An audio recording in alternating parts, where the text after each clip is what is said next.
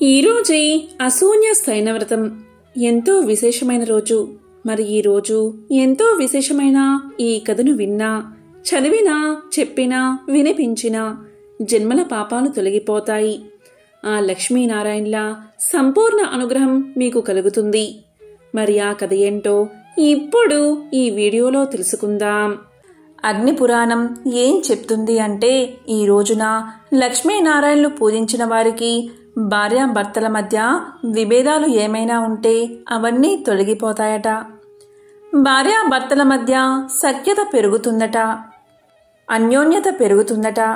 విష్ణు ధర్మోత్తర పురాణం ఏం చెప్తుంది అంటే, వరుణి దేవుని కుమారుడు ఈరోజు ప్రత్యేకించి ఒక విశిష్టమైన వ్రతాన్ని తెలియచేశాడు. అదే అసూన్య శయనవ్రతం. సంతానం కలగడానికి, భార్యాభర్తల మధ్య అనుబంధం పెరగడానికి, గృహంలో శాంతి కలగడానికి, సకల శుభాలు పొందడానికి చేసే విశిష్టమైన వ్రతమే ఈ అసూన్య శయనవ్రతం. ఎంతో పవిత్రమైన విశిష్టమైన ఈరోజు ఈ పురాణ కథను విన్నా, చదివినా, చెప్పినా, వినిపించినా జన్మల దోషాలు తొలగి కోటి జన్మల పుణ్యం వస్తుంది. మరి ఆ కథ ఏంటో ఇప్పుడు ఈ వీడియోలో తెలుసుకుందాం. సాధారణంగా నారద మహర్షికి ప్రతిదీ తెలుసుకోవాలి అనే ఆతృత ఎక్కువగా ఉంటుందని మనందరికీ తెలిసిన విషయమే. అదేవిధంగా ఒకసారి నారదుడు ఆతృతగా లక్ష్మిని అడగడానికి వైకుంఠంలో కూర్చుని ఉన్నాడు. నారదుడు లక్ష్మీదేవిని ఇలా అడిగాడు, అమ్మా లక్ష్మీదేవి, మీరు ఎప్పుడూ కూడా విష్ణు పాదాలను ఎందుకు ఒత్తుతారు అని అడిగాడు. అప్పుడు లక్ష్మీదేవి ఇలా సమాధానం చెప్పింది, మానవుల నుండి భగవంతుడి వరకు గ్రహాలన్నీ తనను ప్రభావితం చేస్తాయని లక్ష్మీదేవి చాలా సులభంగా నారాయణుడికి సమాధానం చెప్పింది. ఈ గ్రహాల చెడు ప్రభావం శ్రీహరి పాదాలను నొక్కడం ద్వారా ముగుస్తుంది అని ఆమె చెప్పింది. అందుకే తాను శ్రీహరి పాదాలను నొక్కుతున్నానని సమాధానం చెప్పింది. ఒక మహిళ చేతిలో దేవతల సర్వోన్నతుడైన బృహస్పతి నివసిస్తాడు. శుక్రాచార్యుడు మనుషుల పాదాల్లో నివసిస్తాడు. భార్య తన భర్త పాదాలను నొక్కినప్పుడు గ్రహాల యొక్క చెడు ప్రభావం నివారించబడుతుంది. తద్వారా సంపద కూడా పెరుగుతుంది. ఈ విధంగా భర్తకు కలిగిన చెడు ప్రభావాలను భార్య తొలగించగలదు. అందుకే లక్ష్మీదేవి నేను నా పతి అయిన విష్ణు పాదాలను నొక్కడానికి ఇదే కారణము అని సమాధానం చెప్పింది. భక్తులు వారి కోరికలను నెరవేర్చుకోవడం కోసం సాక్షాత్తు ఆ లక్ష్మీనారాయణను పూజించడం మనం చూస్తూ ఉంటాం. అయితే లక్ష్మీదేవి విష్ణుమూర్తి వక్షస్థలంలో కొలువై ఉందనే విషయం చాలా మందికి తెలియదు. అమ్మవారు ఈ విధంగా స్వామివారి వక్షస్థలంలో ఉండడానికి కారణమేమిటి, దాని వెనుక ఉన్న పురాణ కథ ఏంటో ఇప్పుడు తెలుసుకుందాం. ఒకసారి వైకుంఠంలో శ్రీవారికి సేవ చేస్తున్న లక్ష్మీదేవిని శ్రీహరి ఏం కావాలో కోరుకోమని అడుగుతాడు. అందుకు ఆమె ఏ భార్య అయినా భర్త అనురాగాన్ని కోరుకుంటుంది. మీ అనురాగం నాకు పుష్కలంగా లభిస్తున్నప్పుడు నాకంటే అదృష్టవంతురాలు ఎవరు ఉంటారు చెప్పండి అని అడిగింది. ఆమె మాటలు విన్న శ్రీహరి ఆమెకు పరమేశ్వరానుగ్రహం కూడా కావాలి అని ఆయన్ని ప్రసన్నం చేసుకోమని చెబుతాడు. తద్వారా లోకోపకారం కూడా జరగనున్నదని శ్రీహరి పలుకుతాడు. అలా శ్రీహరి అనుజ్ఞ పొందిన లక్ష్మీదేవి భూలోకానికి చేరుకుని తపస్సు చేసుకునేందుకు తగిన స్థలాన్ని వెతుకుతూ ఉండగా అటుగా వచ్చిన నారదుడు అనువైన చోటును చూపిస్తాడు. ఆయన సూచన ప్రకారం శ్రీశైల క్షేత్ర సమీపంలోని పాతాళ గంగను చేరుకుని ఒక అశ్వత్థ వృక్షం నీడన తపస్సు మొదలుపెట్టింది లక్ష్మీదేవి. అయితే తపస్సును ప్రారంభించే ముందు గణపతిని ప్రార్థించకుండా పొరపాటు చేసింది. అందుకు కోపగించుకున్న వినాయకుడు లక్ష్మీదేవి తపస్సుకు ఆటంకం కలిగించమని సరస్వతీదేవిని ప్రార్థిస్తాడు. గణనాథుని విన్నపం మేరకు తన అత్తగారి తపస్సుకు విఘ్నాలు కలగజేయసాగింది సరస్వతీదేవి. లక్ష్మీదేవి ఎంతగా శివ పంచాక్షరి జపం చేద్దాము అనుకున్నప్పటికీ తపస్సుపై ఆమె మనసు లగ్నం కాకపోవడంతో దివ్య దృష్టితో అసలు సంగతి గ్రహించిన లక్ష్మీదేవి వినాయక వ్రతాన్ని చేసి ఆయన అనుగ్రహాన్ని పొందుతుంది. ఆనాటి నుంచి వాయు భక్షణం చేస్తూ ఘోర తపస్సు చెయ్యసాగింది లక్ష్మీదేవి. అయినా పరమేశ్వరుడు ప్రత్యక్షం కాలేదు. ఆమె చుట్టూ పుట్టలు పెరిగి తరువాత ఆమె దేహం నుండి దివ్య తేజోమయ అగ్ని బయటకు వచ్చి సమస్త లోకాలను దహించడానికి బయలుదేరింది. ఇది చూసిన ఋషులు, దేవతలు పరమేశ్వరుడికి మొరపెట్టుకున్నారు. అప్పుడు పరమశివుడు నందీశ్వరుణ్ణి భూలోకానికి పంపాడు. ఒక బ్రాహ్మణుడి వేషంలో లక్ష్మీదేవి వద్దకు వచ్చిన నందీశ్వరుడు ఆమె మనోభీష్టం నెరవేరాలంటే రుద్ర హోమం చెయ్యాలని, అందుకు తగిన ఏర్పాట్లు చేసుకోమని, అయితే స్వామి నివేదనకు ఒక శరీర అవయవాన్ని సమర్పించాలని చెప్పి వెళ్ళిపోయాడు. వెంటనే లక్ష్మీదేవి సప్తర్షులను ఋత్వికులుగా నియమించుకుని ఏకాదశ రుద్రయాగాన్ని ప్రారంభించింది. యాగం నిర్విఘ్నంగా ముగియడంతో హోమగుండం నుంచి ఒక వికృత శక్తి స్వరూపం బయటకు వచ్చి ఆకలి ఆకలి అని కేకలు వెయ్యసాగింది. అప్పుడు లక్ష్మీదేవి ఖడ్గంతో తన వామ భాగపు స్తనాన్ని ఖండించి శక్తికి సమర్పించబోగా ఆ శక్తి స్థానంలో పరమేశ్వరుడు ప్రత్యక్షమై లక్ష్మీదేవిని కరుణించి ఆమె వక్ష భాగంలో ఎలాంటి లోపం లేకుండా చేసి వరం కోరుకోమన్నాడు. అప్పుడు ఆమె సర్వవేళలా తనకు శివానుగ్రహం కావాలని ప్రార్థించింది. అందుకు ప్రసన్నుడైన పరమశివుడు తదాస్తు, నీవు విష్ణు వక్షస్థలంలో స్థిరంగా ఉంటావు. నీ నామాల్లో విష్ణు వక్షస్థల స్థితాయ నమః అని స్తుతించిన వారికి అష్ట ఐశ్వర్యాలు లభిస్తాయి. నీ నివేదిత స్థానాన్ని ఈ హోమగుండం నుంచి ఓ వృక్షంగా సృష్టిస్తున్నాను. దీనిని భూలోకవాసులు బిల్వ వృక్షమని పిలుస్తారు. 3 దళాలతో ఉండే మారేడు దళాలతో నన్ను పూజించిన వారికి సర్వశుభాలను కలగజేస్తానని దీవించి అంతర్ధానమయ్యాడు మహాశివుడు. ఈ విధంగా లక్ష్మీదేవి విష్ణు వక్షస్థల నివాసిని అయ్యింది. మహావిష్ణువు యొక్క దేవేరి లక్ష్మి. విష్ణువు ఏ అవతారమెత్తినా ఆమె కూడా మారుపేరుతో మరో వేషంలో ఆయన వెన్నంటే వచ్చిన లక్ష్మీదేవి గురించి మనం తెలుసుకోవాలి. ముందుగా క్షీరసాగర మదనం గురించి, ఆమె విష్ణుమూర్తి చెంతకు ఎలా చేరిందనే విషయం గురించి తెలుసుకుందాం. ఒకసారి దేవేంద్రుడి రాజ్యమైన అమరావతికి వచ్చిన దూర్వాస మహర్షి అక్కడ ఇంద్రుడికి ఒక పవిత్రమైన మాలను బహుమతిగా అందిస్తాడు.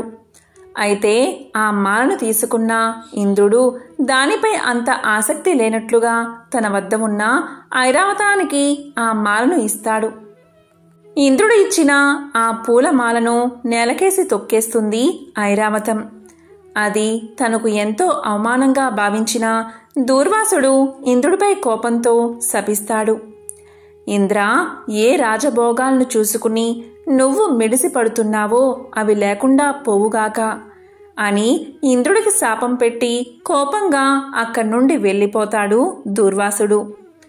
మహర్షి శాపం కారణంగా ఇంద్రలోకంలో ఉన్న ఇంద్రుని రాజ్యం అమరావతిలో క్రమక్రమంగా కష్టాలు మొదలవుతాయి. రాజ్యంలో సుఖ సంతోషాలు కరువై ప్రజలు అష్ట కష్టాల పాలవుతారు. ఇదే సమయంలో రాక్షసులు కూడా ఇంద్రుడి అమరావతిపై దండెత్తి విజయం సాధిస్తారు. దీంతో ఏం చెయ్యాలో అర్థం కాని దేవేంద్రుడు దేవతలందరినీ తీసుకుని విష్ణువు దగ్గరకు చేరుకుని తన బాధను విన్నవించుకుంటాడు. రాక్షసుల అరాచకాల గురించి తెలియచేసి పరిష్కారం చూపించవలసిందిగా వేడుకుంటాడు. దేవేంద్రుడి మొర ఆలకించిన శ్రీ మహావిష్ణువు సముద్రంలో క్షీరసాగర మదనం చెయ్యమని సలహా ఇస్తాడు.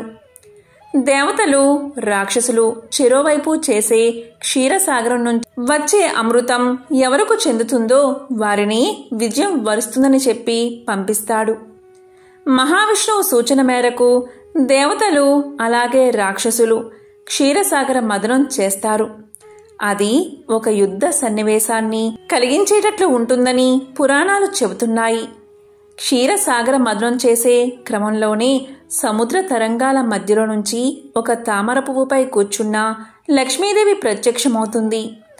ఆమె ఇంద్రుడి వైపు అలాగే దేవతలను సమర్థిస్తూ విష్ణువు చెంతకు చేరుతుంది అని, అలా క్షీరసాగర మదనం నుంచి జన్మించిన లక్ష్మీదేవి ఆశీస్సులతో ఇంద్రుడు రాక్షసులపై పైచేయి సాధించి తిరిగి తన రాజ్యాన్ని కాపాడుకున్నాడని పురాణాలు తెలియచేస్తున్నాయి.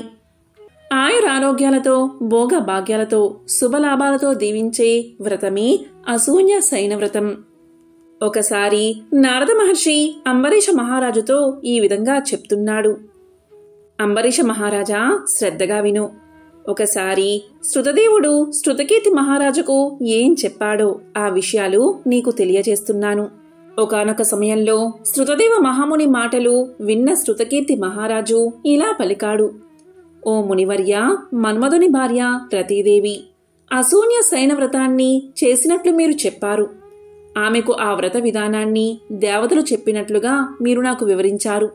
దయచేసి నాకు ఆ వ్రత విధానాన్ని వివరించండి. ఆ వ్రత విధానాన్ని, చేయవలసిన దానాన్ని, పూజని, ఫలాన్ని మొదలైన వాటిని కూడా చెప్పవలసిందిగా కోరుతున్నాను అని అభ్యర్థించాడు మహారాజు. అప్పుడు శృతదేవుడు ఇలా చెప్పడం ప్రారంభించాడు. ఓ మహారాజా, ఆ అసూన్య శయనము అనే వ్రతం సర్వ పాపాలను పోగొడుతుంది. ఈ వ్రతాన్ని సాక్షాత్తు శ్రీమన్నారాయణుడే స్వయంగా లక్ష్మీదేవికి తెలియచేశాడు. దీన్ని ఆచరించినట్లయితే నీలమేఘ శ్యాముడైన విష్ణువు లక్ష్మీ సమేతంగా ప్రసన్నుడై సర్వ పాపాలను పోగొట్టి సర్వశుభాలను ప్రసాదిస్తాడు.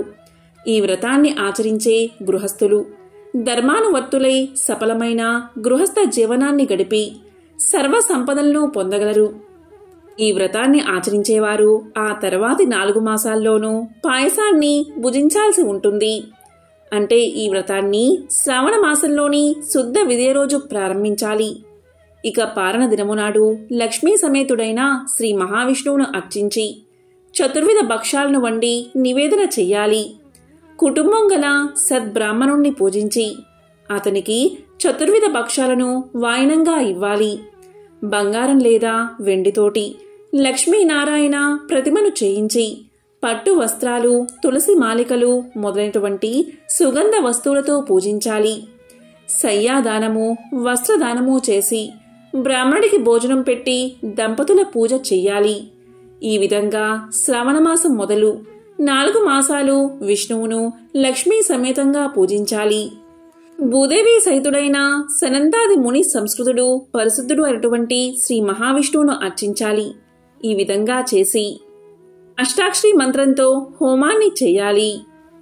స్వామి జనార్దన, నీ శయ్య లక్ష్మీ సహితమై ఉన్నట్లుగా నా శయ్య కూడా సదా అశూన్యమై ఈ శయ్యాదానం చేత ఉండుగాక అని స్వామిని పూజించి శయ్యను దానంగా ఇవ్వాలి. ఈ వ్రతం భార్యలేని పురుషుడు, విధవ స్త్రీ దంపతులు ఎవరైనా చెయ్యవచ్చు. కాబట్టి ఓ శృతదేవ మహారాజా, నేను నీకు వ్రతాన్ని పూర్తిగా వివరించాను. ఈ వ్రతాన్ని ఆచరించినట్లయితే శ్రీ మహావిష్ణువు ప్రసన్నుడు అవుతాడు. ఆయన అనుగ్రహాన్ని పొంది ప్రజలందరూ కూడా ఆయురారోగ్యాలతో భోగభాగ్యాలతో శుభలాభాలతో సంతుష్టులై ఉంటారు. కాబట్టి యథాశక్తిగా భక్తి శ్రద్ధలతో నువ్వు కూడా ఈ వ్రతాన్ని ఆచరించి భగవంతుడి యొక్క అనుగ్రహాన్ని పొందు. భగవంతుడి అనుగ్రహం వల్ల ముక్తి సులభం అవుతుంది. ఓ మహారాజా, నీవడిగిన అశూన్య శయన వ్రతాన్ని వివరించాను. మరింకేమైనా ప్రశ్నలు ఉంటే అడుగు అని శృతదేవ మహాముని శృతకీర్తి మహారాజును ప్రశ్నించాడు. ఈ విధంగా వారిద్దరి మధ్య జరిగిన సంభాషణను నారదుడు అంబరీష మహారాజుకు తెలియచేశాడు. ఈ అశూన్య శయన వ్రతం సందర్భంగా శ్రీ మహావిష్ణువుకు సంబంధించిన ఈ కథను వింటే చాలు స్వామి యొక్క సంపూర్ణ అనుగ్రహం లభిస్తుంది. ఉపనిషత్తుల్లోని ఒక విశేషమైన కథను ఇప్పుడు తెలుసుకుందాం.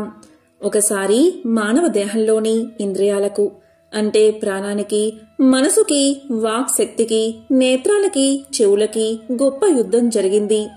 ప్రతి ఇంద్రియము కూడా నేను గొప్పదాన్ని అంటే కాదు, నేనే గొప్పదాన్ని అనే అహంకారం పెరిగి గొప్ప యుద్ధం జరిగింది.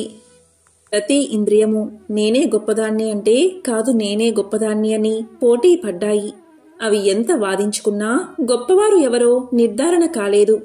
వేరే మార్గం లేక అవన్నీ కలిసి తమ తండ్రి అయిన ప్రజాపతి బ్రహ్మ వద్దకు వెళ్ళాయి. అవి బ్రహ్మ వద్దకు వెళ్లి ఇలా పలికాయి, తండ్రి, మాలో ఎవరు గొప్పవారు నీవే నిర్ణయించి చెప్పు అని అడిగాయి. ఇక ప్రజాపతి చాలా చిక్కుల్లో పడిపోయాడు.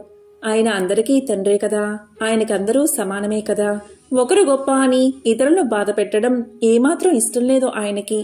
దాంతో బ్రహ్మ ఇలా పలికాడు, నాయనలారా, మీలో ఎవరు శరీరం నుండి వెళ్లిపోతే శరీరం పరిస్థితి నికృష్టంగా మారుతుందో అదే శ్రేష్టమైనది, అతనే గొప్పవాడు అని బ్రహ్మ తెలియచేశాడు.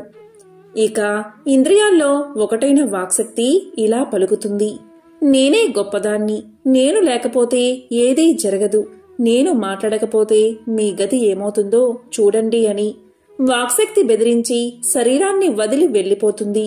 1 సంవత్సరం తర్వాత శరీరం పరిస్థితి ఎలా ఉందో చూడ్డానికి వచ్చి ఇలా పలుకుతుంది, నేను 1 సంవత్సరం లేను కదా, నువ్వు ఎలా ఉన్నావు అని అడుగుతుంది. దానికి శరీరం, నేను చక్కగానే ఉన్నాను, ఇబ్బంది ఏమీ లేదు, మాట్లాడలేకపోయాను, కానీ చెవులతో విన్నాను, కళ్ళతో చూశాను, మనసుతో ఆలోచించాను, బ్రతికి హాయిగా ఉన్న సంగతి నువ్వు చూస్తున్నావు కదా అని పలుకుతుంది. ఈ మాటలు విన్న వాక్శక్తి తలవంచుకుని సిగ్గుపడి మళ్లీ శరీరంలోకి ప్రవేశిస్తుంది. ఈసారి నేత్రాలు గర్వించాయి. నేను లేకపోతే ప్రపంచమంతా అంధకారం. వాక్శక్తి ఎలాగో ఓడిపోయింది కాబట్టి నేనే గెలుస్తాను, నేనే గొప్పవాడిని, ఈ విషయాన్ని మీరందరూ తప్పక అంగీకరిస్తారు అని పలికి నేత్రాలు శరీరాన్ని వదిలి వెళ్లిపోయాయి. 1 సంవత్సరం గడిచిన తర్వాత వచ్చి ఇలా అడుగుతుంది నేత్రాలు, నేను లేకపోయేసరికి నీకు చాలా ఇబ్బందిగా అనిపించింది కదా, చాలా కష్టాన్ని అనుభవించావేమో అని అనగానే శరీరం ఇలా చెబుతుంది, ఎలాంటి ఇబ్బంది లేదు, కష్టం అసలే పడలేదు, నేత్రాలతో చూడలేదు కాని చెవులతో విన్నాను, నోటితో మాట్లాడాను, మనసుతో ఆలోచించాను, హాయిగా ఉన్నాను, చూశావు కదా అని శరీరం సమాధానం చెప్తుంది. ఇది విని నేత్రాలు సిగ్గుపడి శరీరంలోకి ప్రవేశించాయి. ఇక నేత్రాల పక్కన ఉన్న చెవులకు గర్వం కలిగింది. ఈసారి నా గొప్పతనం చూపిస్తాను అనుకుని చెవులు ఇలా అన్నాయి, నేను లేకపోతే మీ శరీరం వృధా అని శరీరాన్ని వదిలిపోయాయి. 1 సంవత్సరం తర్వాత చెవులు తిరిగి వచ్చి శరీరాన్ని చూశాయి. నేను లేకపోతే నువ్వు బాగానే ఉన్నావా అని శరీరాన్ని అడిగాయి. దానికి శరీరం ఇలా సమాధానం చెప్తుంది, నేను బాగానే ఉన్నాను, కళ్ళతో చూశాను, నోటితో మాట్లాడాను, మనసుతో ఆలోచించాను, కేవలం వెళ్ళలేకపోయాను అంతే, బతికే ఉన్నాను, నువ్వు చూస్తున్నావు కదా అని సమాధానం చెప్పింది. ఇదంతా విన్న చెవులు సిగ్గుపడి తిరిగి శరీరంలోకి ప్రవేశించాయి. చివరికి మనసు ఇలా పలికింది, చెవులు, నేత్రాలు, వాక్శక్తి ఇవన్నీ గొప్పవి కానే కావు, చివరికి ప్రాణం, నేను మాత్రమే మిగిలి ఉన్నాం, ప్రాణం అసలు గొప్పది కానే కాదు అంటూ మనసు శరీరాన్ని వదిలి వెళ్లిపోయింది. 1 సంవత్సరం తర్వాత మనసు వచ్చి శరీరాన్ని చూసి నేను లేకపోయినా శరీరం బాగానే ఉంది, ఏమిటిది అని విచారిస్తూ శరీరాన్ని అడిగింది. దానికి శరీరం ఇలా చెప్పింది, నేను చాలా బాగున్నాను, కళ్ళతో చూశాను, నోటితో మాట్లాడాను, చెవులతో విన్నాను, చాలా హాయిగా ఉన్నాను అని పలకగానే మనసు కూడా సిగ్గుపడి తిరిగి శరీరంలోకి ప్రవేశించింది. ఇప్పటి వరకు ఎవరు గొప్పవారో ఇంకా నిర్ధారణ కాలేదు. ప్రాణం మాత్రం ఇంతవరకు నిశ్శబ్దంగా ఉండి జరిగిందంతా చూస్తూ ఉంది. తాను అన్నిటికంటే గొప్పదాన్నని దానికి తెలుసు. అదే లేకపోతే శరీరం బ్రతకదని తెలుసు. ప్రాణం ఉంటేనే కళ్ళు, చెవులు, నోరు, వాక్శక్తి, మనసు తమ తమ పనులు చేస్తాయి. ఇక అన్ని అవయవాల అహంకారం తగ్గాక ప్రాణం శరీరం నుంచి వేరు కావడానికి ప్రయత్నించింది.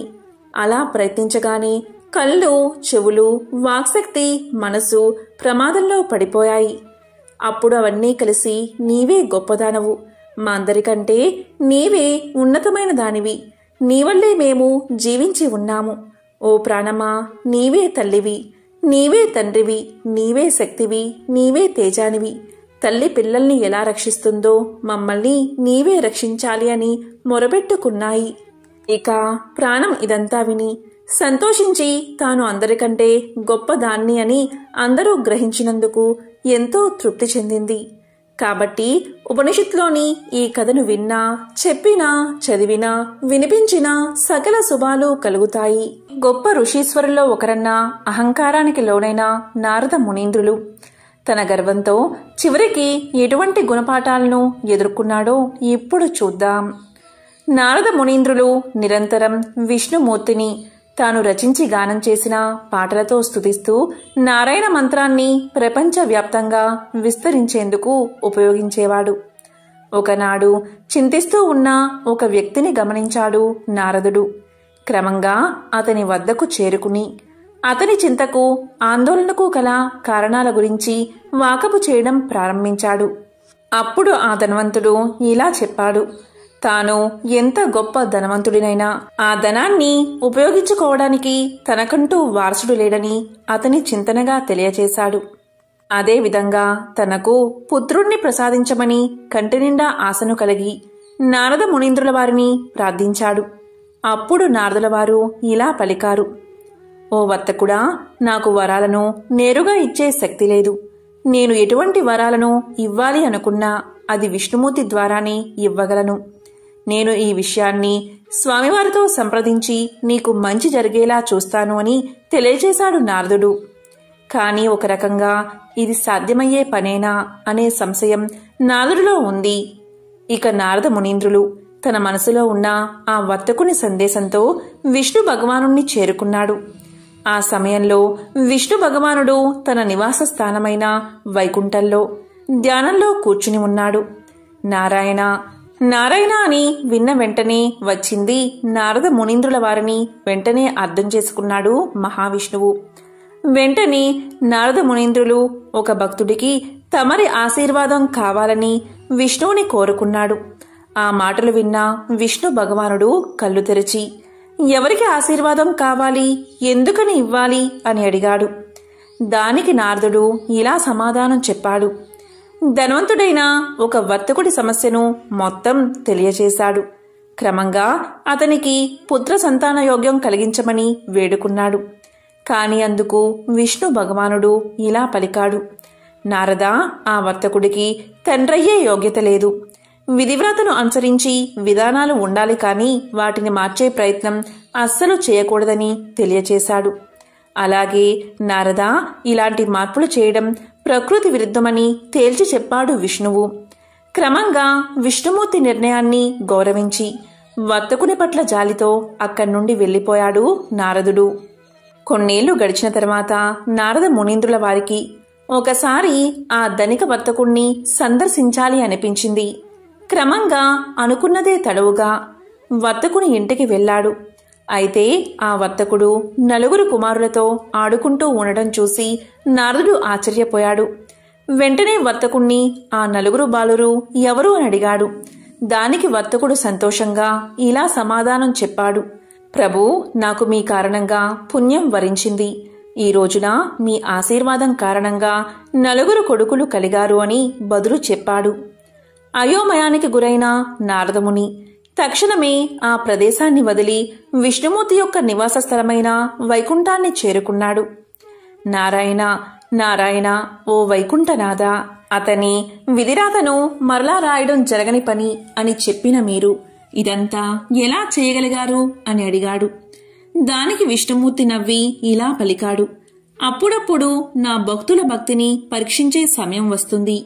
ఆయా సందర్భాలలో వారి భక్తిలోని నిబద్ధత కూడా వారికి సహకారం అందించగలదు. ఒకసారి ఒక దివ్య ఋషి నన్ను చూడ్డానికి వైకుంఠానికి వచ్చారు. అప్పుడు నేను నా కడుపులో నొప్పితో బాధపడుతున్నాను. నన్ను అలా చూసిన ఆ ఋషి, మీ నొప్పి తీర్చేందుకు నేను మీకు ఎలా సహాయం చేయగలను అని అడిగాడు. అప్పుడు నేను ఇలా చెప్పాను. భూమి మీద ఒక మానవుడి గుండె రక్తాన్ని పొందగలిగితే ఈ నొప్పి తగ్గుతుంది అని. అంతేకాదు, ఇలా కూడా చెప్పాను. ఋషీశ్వరులు మానవుల కిందకు రారు, వారు దైవంతో సమానం. అతని రక్తం ఏమాత్రం ఉపయోగపడదు. కావున కేవలం భూమి మీద ఉన్న మానవుడి రక్తమే నా సమస్యకు పరిష్కారమని తేల్చి చెప్పాను. క్రమంగా మానవ రక్తాన్ని సాధించడంలో ఆ ఋషీశ్వరుడు ప్రపంచవ్యాప్తంగా తిరగడం ప్రారంభించాడు. దేవుడికి మీ రక్తం అవసరమని, అతని కడుపులోని బాధను తీర్చేందుకు మీ సహకారం అవసరమని ప్రతి ఒక్కరికి చెప్పాడు. కానీ దీని పట్ల ప్రజలు విశ్వాసాన్ని చూపలేదు. క్రమంగా ఆ ఋషి మీరు నాకు చెప్పిన అదే వర్తకుడి దగ్గరకు చేరుకున్నారు. వర్తకుడు కేవలం తనను దైవఋషి అని మాత్రమే గుర్తించకుండా అతన్ని నమ్మాడు కూడా. కత్తితో తన ఛాతిని పొడుచుకుని అతను కోరుకున్న విధంగా 4 చుక్కల రక్తాన్ని అందించాడు. అతని ధైర్య సాహసాలకు, నాపై ఉన్న ప్రేమ, భక్తి మరియు విజ్ఞానానికి మెచ్చిన నేను ఆ వర్తకుణ్ణి ఆశీర్వదించాను. క్రమంగా ఇప్పుడు అతనికి సంతాన యోగ్యం కలిగిందని తెలియజేశాడు మహావిష్ణువు. క్రమంగా నారదముని విష్ణుమూర్తి అందరినీ ఒక కంట గమనిస్తూనే ఉంటాడని, మరియు ఆయా వ్యక్తుల పాపపుణ్య ఫలాలను, భక్తి ప్రపత్తులను, నిబద్ధతను ఉద్దేశించి వారి కోరికల సాధ్య అసాధ్యాలు ఉంటాయని గ్రహించాడు. మనిషి తన కష్టం తాను చేసినప్పుడే దేవుడి ఆశీర్వాదాలను కోరుకునేందుకు కూడా అర్హత సాధించగలడు. ప్రయత్న శూన్యంగా దేవుణ్ణి ప్రార్థించి వరాలను ఆశించడం మూర్ఖత్వమే అవుతుంది. నలుగురితో మంచిగా ఉంటూ సద్గుణ సంపన్నుడై నలుగురికి ఆదర్శప్రాయంగా మెలిగే ఎటువంటి వ్యక్తి అయినా దేవుని కనుసన్నల్లోనే ఉంటారని ఈ కథ ద్వారా అర్థమవుతుంది. బ్రహ్మ మానస పుత్రుడైన నారద మహర్షి నిరంతరం హరినామ సంకీర్తన చేస్తూ త్రిలోక సంచారం చేసేవాడు. విష్ణు భక్తుల్లో అగ్రగణ్యుడిగా ముల్లోకాల్లో అందరూ ఆయన్ని గౌరవించేవారు. దాంతో లోకంలో తనను మించిన విష్ణు భక్తుడు ఎవరూ లేరనే గర్వం మొదలైంది నారదుడిలో. అయితే ఆ మాటను సాక్షాత్తు విష్ణువు నోటనే చెప్పించాలి అనుకున్నాడు నారదుడు. అనుకున్నదే తడవుగా వైకుంఠానికి చేరుకున్నాడు. శేషతల్పంపై విశ్రాంతి తీసుకుంటున్న విష్ణువును దర్శించుకుని యథాప్రకారం హరినామ సంకీర్తనం ప్రారంభించాడు నారదుడు. మహావిష్ణువు మహదానందంగా నారదుడి సంకీర్తనను అరమోడ్పు కన్నులతో పరవశుడై ఆస్వాదించాడు. సంకీర్తన తర్వాత నారదుణ్ణి కుశల ప్రశ్నలు వేశాడు. కుశల ప్రశ్నలు పూర్తయ్యాక నారదుడు తన మనసులోని మాటను బయటపెట్టాడు. దేవా, నాదో చిన్న సందేహం, మీరే దాన్ని తీర్చాలి అంటూ వినయంగా అర్థించాడు. ఏమా సందేహం, సంకోచించకుండా అడుగు అన్నాడు విష్ణువు చిరునవ్వులు చిందిస్తూ. ముల్లోకాల్లో మిమ్మల్ని కొలిచే భక్తులలో ఎవరు అగ్రగణ్యుల్లో మీ నోటని తెలుసుకోవాలి అనుకుంటున్నాను దేవా అన్నాడు నారదుడు. దానికి మహావిష్ణువు, ఇదేమంత పెద్ద సందేహం, అదిగో భూలోకంలో అటు చూడు, అక్కడ కనిపిస్తున్న పొలంలో పనిచేసుకుంటున్నాడో రైతు అన్నాడు విష్ణువు. చూశాను ప్రభు అన్నాడు నారదుడు. అందరికంటే అతడే నా భక్తుల్లో అగ్రగణ్యుడు అన్నాడు విష్ణువు. హతాశుడయ్యాడు నారదుడు. తన పేరే చెబుతాడు అనుకుంటే ఎక్కడో మారుమూల గ్రామంలో పొలాన్ని సాగు చేసుకునే రైతు రోజుకి 4-5 సార్లు కంటే నారాయణ్ణి తలుచుకోని సామాన్యుడు తన భక్తుల్లో అగ్రగణ్యుడని చెప్పడానికి మహావిష్ణువుకి మనసెలా వచ్చింది అని మదనపడసాగాడు నారదుడు. నారదుడి అంతర్మదనాన్ని గ్రహించిన విష్ణువు, నారదా, నువ్వే అతడి వద్దకు వెళ్ళు, అతడి భక్తి ఏపాటిదో నీకే తెలుస్తుంది అన్నాడు. ఇదేదో తేల్చుకోవాలి అనుకున్నాడు నారదుడు. సరే అంటూ భూలోకానికి చేరుకున్నాడు. నేరుగా ఆ రైతు ముందు ప్రత్యక్షమయ్యాడు. తన ఎదుట సాక్షాత్తు నారద మహర్షి ప్రత్యక్షం కావడంతో ఆ రైతు పరమానంద భరితుడయ్యాడు. అయ్యా, మహావిష్ణువు ఎలా ఉన్నారు? వైకుంఠంలో ఆయన క్షేమమేనా? అభాగ్యుణ్ణి, ఎప్పుడో తప్ప ఆయన్ని తలుచుకునే తీరికే ఉండదు నాకు. మీ దర్శనంతో సాక్షాత్తు విష్ణువుని చూసినంత ఆనందం కలుగుతుంది అంటూ నారదుడికి అతిథి మర్యాదలు చేశాడు. నారదుడు తిరిగి బయలుదేరే ముందు, అయ్యా, చిన్న కోరిక అన్నాడు ఆ రైతు. ఏంటో చెప్పమన్నట్లుగా చూశాడు నారదుడు. ఒక కుండలో పాలు తెచ్చి ఇచ్చాడు రైతు. అయ్యా, నా కానుకగా ఈ పాలకుండను వైకుంఠానికి తీసుకువెళ్లి విష్ణుదేవులకి నివేదించండి అన్నాడు రైతు. అప్పుడు నారదుడు అదెంత పని అంటూ పాలకుండ తీసుకుని వైకుంఠానికి బయలుదేరాడు. అయితే పాలు ఎక్కడ తొనిగిపోతాయో అనే భయంతో జాగ్రత్తగా కుండను పొదివి పట్టుకున్నాడు. మొత్తానికి ఎలాగోలా వైకుంఠానికి చేరుకుని విష్ణువును దర్శించుకున్నాడు. రైతు ఇచ్చిన పాలకుండను అందించాడు. దేవా, ఆ రైతుకు ఎప్పుడో తప్ప మిమ్మల్ని తలుచుకునే తీరిక ఉండదట. రోజుకు 4-5 సార్లు తలుచుకుంటాడట అన్నాడు ఫిర్యాదు చేసినట్లుగా.